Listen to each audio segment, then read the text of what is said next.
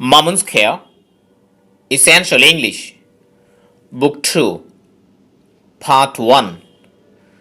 প্রিয় শিক্ষার্থী, আমরা পার্ট 1 তথা প্রশ্ন অধ্যায়ের একেবারে শেষ প্রান্তে এসে পৌঁছেছি। তো এখানে টপিক ভিত্তিক প্রশ্ন নয়, কিছু প্রশ্নের ধরন দেওয়া আছে। তো আসুন এই প্রশ্নের ধরনগুলো একটু দেখে নিই। প্রথমেই আছে have you ever. Have you ever একটি প্রশ্ন করার একটি স্টাইল, একটি ধরন। তো দেখুন এভাবে আমরা কি ধরনের প্রশ্ন করতে পারি, কয়েকটি নমুনা দেওয়া আছে। এখানে এভাবে প্রচুর সেন্টেন্স তৈরি করা যেতে পারে। তো প্রথম প্রশ্ন, have you ever been cheated by anybody? আপনি কি কখনো কারো দ্বারা, এই যে হ্যাভ ইউ এভার মানে আপনি কি কখনো বিন চিটেড প্রতারিত হয়েছেন বাই এনিবডি অন্য কারো দ্বারা? আপনি কি কারো দ্বারা কখনো প্রতারিত হয়েছেন?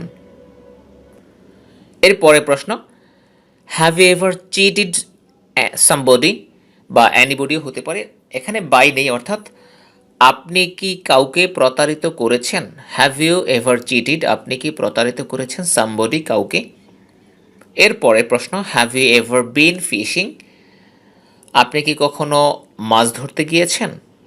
Have you ever been to Cox's Bazar? আপনি কি কখনো কক্সবাজার গিয়েছেন? তো দেখুন এই এক্সপ্রেশনের মাধ্যমে আমরা মানে এই স্টাইলে অনেক ধরনের প্রশ্ন করতে পারি। তো আরেকটা জিনিস আমরা এখানে সংক্ষেপ করেছি, আরও এখানে হ্যাভ ইউ এভারের জায়গায় আমরা do you ever, did you ever এ ধরনের এক্সপ্রেশনও ব্যবহার করতে পারি। এগুলো দৈনন্দিন কথোপকথনে প্রচুর ব্যবহার আছে।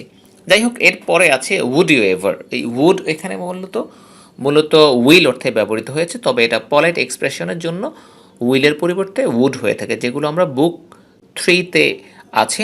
ইনশাল্লাহ বুক 3-র এই উড অর্থাৎ মাল্টি ফিচার্স অফ মডেলের ক্লাসগুলো করলে ইনশাল্লাহ এগুলো সম্পর্কে পূর্ণাঙ্গ ধারণা পাওয়া যাবে। যাই হোক, এরপর এখানে উডের প্রশ্ন, উড এভার ডোনেট ব্লাড? এর মানে হচ্ছে আপনি কি কখনো রক্তদান করবেন? এখানে উইল অর্থে এসছে, পলাইটনেসের জন্য উড ব্যবহৃত হলো। এরপর would ever give money to a pan handler? Pan মানে হচ্ছে কড়াই, PAN, ফ্যান মানে কড়াই বা পাত্র। যাদের হাতে কড়াই বা পাত্র বা বাটি থাকে এদেরকে বলা হয় প্যান হ্যান্ডলার। মানে হচ্ছে যে ধরনের ভিক্ষুকের হাতে হাতে বাটি থাকে, বাটিওয়ালা ভিক্ষুক বলা হয়। তো যাই হোক, আপনি কি কখনো এই বাটিওয়ালাদেরকে টাকা দিবেন? এরপরে প্রশ্ন, would you ever lie to your children or parents? আপনি কি কখনো আপনার সন্তানের সাথে অথবা আপনার পিতামাতার সাথে মিথ্যে বলবেন? এবার দেখুন ভিন্ন একটি expression, are you good at? Are you good at মানে আপনি কি দক্ষ, আপনি কি ভালো। গুড এট এটি একটি ফ্রেজ, এর মানে বোঝায় দক্ষতা, দক্ষতা বোঝায়। যেমন are you good at cooking? আপনি কি রান্নায় পটু বা রান্নায় দক্ষ। Are you good at drawing picture? আপনি কি ছবি আঁকায় পটু বা ছবি আঁকায় দক্ষ। এরপর are you good at imitating others? আপনি কি অন্য কাউকে অনুকরণ করায় পটু বা দক্ষ। Are you good at making people smile? আপনি কি লোকজনকে হাসাতে পটু। লোকজনকে হাসানোয় আপনি কি পটু, অর্থাৎ এই বিষয়ে আপনার দক্ষতা আছে কি। এরপরের প্রশ্ন, are you good at reading maps? আপনি কি মানচিত্র পড়ায় দক্ষ, অর্থাৎ আপনি কি এই মানচিত্র বা ম্যাপ দেখে পড়তে পারেন, অর্থাৎ মানচিত্র সম্পর্কে আপনি মানচিত্র দেখে কি বিভিন্ন বিষয় আপনি বর্ণনা করতে পারেন। এরপরের প্রশ্ন, are you good at speaking English? আপনি কি ইংরেজি বলায় দক্ষ। Are you good at writing in Arabic? আপনি কি আরবিতে লেখায় দক্ষ।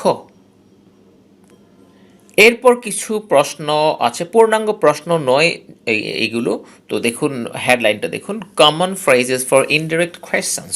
কমন ফ্রেজেস, কিছু কমন ফ্রেজ, প্রচলিত কিছু ফ্রেজ ফর ইনডিরেক্ট কোয়েশ্চেন, অর্থাৎ সরাসরি প্রশ্ন নয়, ইনডিরেক্ট প্রশ্ন, যেটাকে বলা হয় একটু ঘুরিয়ে প্রশ্ন করা আর কি। যেমন প্রথম প্রশ্ন হচ্ছে, প্রথমে যেই প্রশ্নের অংশটা দেওয়া আছে সেটা ডু ইউ নো? আপনি কাউকে বলতে পারেন, আপনি কি সরাসরি বলতে পারেন বইটা কোথায়। তো দেখুন বইটা কোথায় প্রশ্ন করলে সরাসরি প্রশ্ন করলেন, এভাবে না করে আপনি যদি প্রশ্ন করেন do you know where the book is, দেখুন ডু ইউ নো এরপর ওয়ার দ্য বুক ইজ। তো যাই হোক, এই ডু ইউ নো দিয়ে আপনি প্রশ্ন করতে পারেন ইনডাইরেক্টলি, সরাসরি ওয়ার ইজ দ্য বুক না বলে ডু ইউ নো দিয়ে প্রশ্ন করা যায়। এরপর আই ওয়ান্ডার অথবা আই ওয়াজ ওয়ান্ডারিং, ভাবছিলাম, আপনি এভাবে প্রশ্ন করতে পারেন যে ভাবছিলাম বইটা যে কোথায়। তার মানে আপনি কিন্তু তাকে প্রশ্ন করছেন না, তবে আপনি এমনভাবে বলছেন যেন কেউ আপনার উত্তর দেখ, সেটাই আপনি আশা করেন। তো যাই হোক, এরপর হচ্ছে can you tell me, do you ডোর মতোই আপনি কি বলতে পারেন যে বইটি কোথায়, এভাবে ক্যান ইউ টেল মি। অথবা do you happen to know, আপনি কি কোনোভাবে জানেন যে বইটি কোথায়। মানে এই ধরনের বিষয়গুলো হলো ইনডিরেক্ট, সরাসরি প্রশ্ন না করে আহ, একটু ভিন্নভাবে প্রশ্ন করা আর কি। যাই হোক, এরপরের প্রশ্ন আই হ্যাভ নো আইডিয়া, আমার কোনো ধারণাই নেই। তো এই আই হ্যাভ নো আইডিয়া বলে আপনি বললেন যে আমার কোনো ধারণা নেই যে বইটা কোথায় আছে। তো এই যে বিষয়গুলো আপনি যেভাবে প্রকাশ করছেন, সরাসরি বইটা কোথায় প্রশ্ন না করে ইনডাইরেক্ট প্রশ্ন করছেন, এগুলো বিভিন্ন কারণে এরকম প্রশ্ন হতে পারে। এরপর দেখেন I am not sure where the book is, আমি জানি না আসলে বইটা কোথায়। তো এই ধরনের আপনি যদি নিজে নিজে এভাবে বলতে থাকেন, তার মানে আপনি আশপাশে যারা আছে, আপনি যার কাছ থেকে জানতে চাচ্ছেন, সরাসরি প্রশ্ন না করে ইনডিরেক্ট এভাবে প্রশ্ন করতে পারেন, আপনি জানতে চাইতে পারেন I'd like to know that. দেখুন আইড লাইক টু নো, আমি জানতে চাচ্ছি যে, সরাসরি কোথায় বইটা না বলে আমি জানতে চাচ্ছি বইটা কোথায়, এভাবে প্রশ্ন করা যেতে পারে। এরপর আর একটা এক্সপ্রেশন হচ্ছে হ্যাভ ইউ এনি আইডিয়াস অথবা হ্যাভ ইউ এনি আইডিয়া, আপনার কি কোনো ধারণা আছে যে বইটা কোথায় থাকতে পারে। তো এই রকম প্রশ্ন, এইগুলো আমরা প্রশ্নের জন্য সরাসরি কোনো প্রশ্ন না ব্যবহার করে এভাবে ইনডিরেক্ট প্রশ্ন ব্যবহার করতে পারি। এরপর আছে questions with polite expressions, polite বা ভদ্র অভিব্যক্তি, ভদ্র প্রকাশভঙ্গির মাধ্যমে প্রশ্ন করা। দেখুন প্রথমে আছে আই ওয়ান্ডার ইফ অথবা whether you knew. I wonder, আমি ভাবছি যদি আপনি জানতেন, এভাবে যদি হয় ভাবছি যদি আপনি জানতেন যে বইটা কোথায়। তো এভাবে প্রশ্নগুলোকে করলে আসলে একটু ভিন্ন, অর্থাৎ আপনার পাণ্ডিত্য প্রকাশ পেতে পারে বা আপনার দক্ষতা প্রকাশ পেতে পারে, এবং ভদ্রতার জন্যই মূলত এই প্রশ্নগুলো এভাবে করা হয়ে থাকে। এরপরে প্রশ্ন আই কান্ট রিমেম্বার, আমি আসলে মনে করতে পারছি না যে বইটা কোথায় কোথায় রেখেছি। এখানে ইফ ওয়েদার দিয়ে মানে পরবর্তীতে পাস্ট ব্যবহৃত হবে কিন্তু প্রেজেন্ট বোঝাবে, এগুলো একটা বিশেষ এক্সপ্রেশন। তো এরপর could you tell me if or whether, if অথবা ওয়েদার যে কোনো একটা ব্যবহার করতে হবে, এবং এরপরে ভার্বটা পাস্ট সিম্পল হবে কিন্তু এটা দিয়ে পাস্ট বোঝাবে না। মানে এরকম হবে যদি আপনি জানতেন, if you knew, if you could tell me, এভাবে হতে পারত, এভাবে পরবর্তীতে পাস্ট সিম্পল ব্যবহৃত হবে। দেখেন খুড যদি এরকম হয় যে could you, I can't remember whether if you whether you you knew or not, আপনি কি জানেন নাকি না। তো যাই হোক, এই যদি জানতেন, এভাবে এই এক্সপ্রেশনগুলোর সাথে পাস্ট সিম্পল এই ইফ ওয়েদার পরে পাস্ট ব্যবহৃত হয় কিন্তু পাস্ট টেন্স বোঝায় না, প্রেজেন্ট বোঝানো হয়ে থাকে। এরপর could you tell me if whether, একই রকম প্রশ্ন, একই রকম এক্সপ্রেশন। এরপর would you mind telling me, আপনি কি কিছু মনে করবেন আমাকে বলে দিতে, এই বিষয়টা এভাবে হতে পারে। এরপর would it be possible for you, এটা কি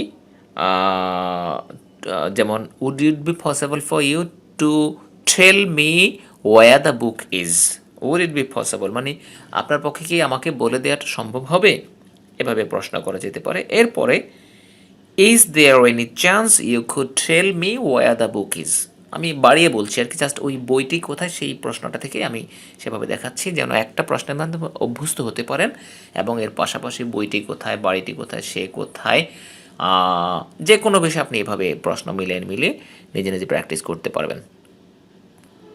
তাহলে এরপর আছে আইড লাইক টু নো, আমি জানতে চাচ্ছি যে, এটি আগের এক্সপ্রেশনও গিয়েছে কমন ফ্রেজের সাথে।